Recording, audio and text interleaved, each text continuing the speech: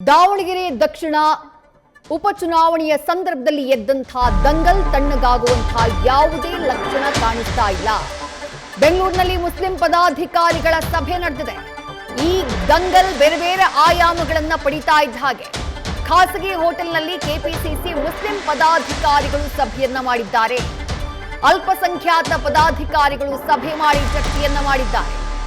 Congress ಪಕ್ಷಕ್ಕಾಗುವಂತಹ damage ಅನ್ನ ತಡೆಯುವಂತಹ ನಿಟ್ಟಿನಲ್ಲಿ ಚರ್ಚೆಯನ್ನ ಮಾಡಲಾಗಿದೆ. ಈ ಸಭೆಯಲ್ಲಿ ಕೆಪಿಸಿಸಿ ಉಪಾಧ್ಯಕ್ಷ ಸೈಯದ್ ಅಹಮದ್, ರಾಜ್ಯ ಗ್ಯಾರಂಟಿ ಸಮಿತಿ ಉಪಾಧ್ಯಕ್ಷ ಮೆಹರೂಜ್ ಖಾನ್, ಉಪಾಧ್ಯಕ್ಷ ಸೌದಾಗರ್, ಪ್ರಧಾನ ಕಾರ್ಯದರ್ಶಿ ಸೈಯದ್ ಅರ್ಷದ್ ಸೇರಿದಂತೆ ಹಲವರು ಈ ಸಭೆಯಲ್ಲಿ ಭಾಗಿಯಾಗಿದ್ರು. ದಾವಣಗೆರೆ ದಕ್ಷಿಣ ವಿಧಾನಸಭಾ ಕ್ಷೇತ್ರ ಉಪಚುನಾವಣೆಯ ಸಂದರ್ಭದಲ್ಲಿ ಆದಂಥ ಗಲಾಟೆ ಅಥವಾ ಆದಂಥ ಷಡ್ಯಂತ್ರಗಳು, ಒಂದಿಷ್ಟು ಆರೋಪಗಳಂತೂ ಕೇಳಿಬಂತು. ಅದರ ಬೆನ್ನಲ್ಲೇ ಅಬ್ದುಲ್ ಜಬ್ಬಾರ್ ಅವರ ವಿರುದ್ಧ ಕ್ರಮ ಆಯಿತು. ಪಕ್ಷದ ಪ್ರಾಥಮಿಕ ಸದಸ್ಯತ್ವದಿಂದಾನೇ ಅವರನ್ನ ಕಿಕ್ಔಟ್ ಮಾಡಲಾಯಿತು. ಮತ್ತೊಂದು ಕಡೆಗೆ ನಜೀರ್ ಅಹಮದ್ ಅವರ ವಿರುದ್ಧ ಕ್ರಮ ಆಗುತ್ತೆ. ಅವರನ್ನ ಮುಖ್ಯಮಂತ್ರಿಗಳ ರಾಜಕೀಯ ಕಾರ್ಯದರ್ಶಿ ಹುದ್ದೆಯಿಂದ ಬಿಡುಗಡೆಗೊಳಿಸುವಂತಹ ಕೆಲಸ ಆಗುತ್ತೆ. ಈ ಕ್ರಮದ ವಿರುದ್ಧ ಈಗಾಗಲೇ ನಿನ್ನೆಯಷ್ಟೇ ದಾವಣಗೆರೆ ಜಿಲ್ಲೆಯಲ್ಲಿ ಮುಸ್ಲಿಂ ಮುಖಂಡರ ಸಭೆಯನ್ನ ನಡೆಸಲಾಗಿತ್ತು. ಆ ಸಭೆಯಲ್ಲಿ ಈ ಇಬ್ಬರು ನಾಯಕರ ವಿರುದ್ಧ ನಡೆದಂತಹ ಕ್ರಮದ ಬಗ್ಗೆ ಆಕ್ರೋಶವನ್ನ ವ್ಯಕ್ತಪಡಿಸಲಾಗಿತ್ತು.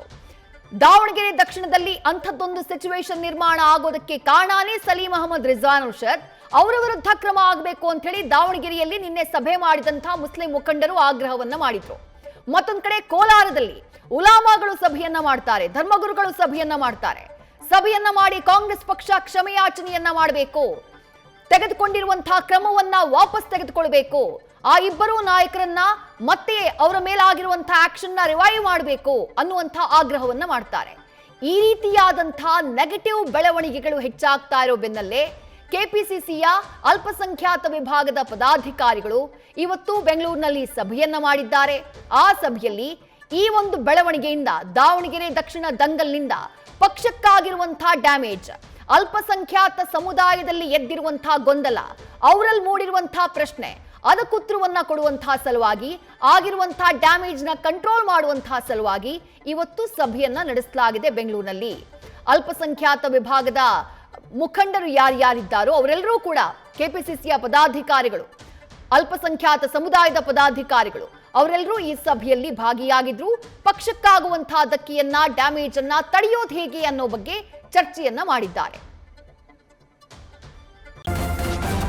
ನ್ಯೂಸ್ ಫಸ್ಟ್ ನಿರ್ಭೀತಿಯಿಂದ ನಿಮ್ಮ ಪರವಾಗಿ.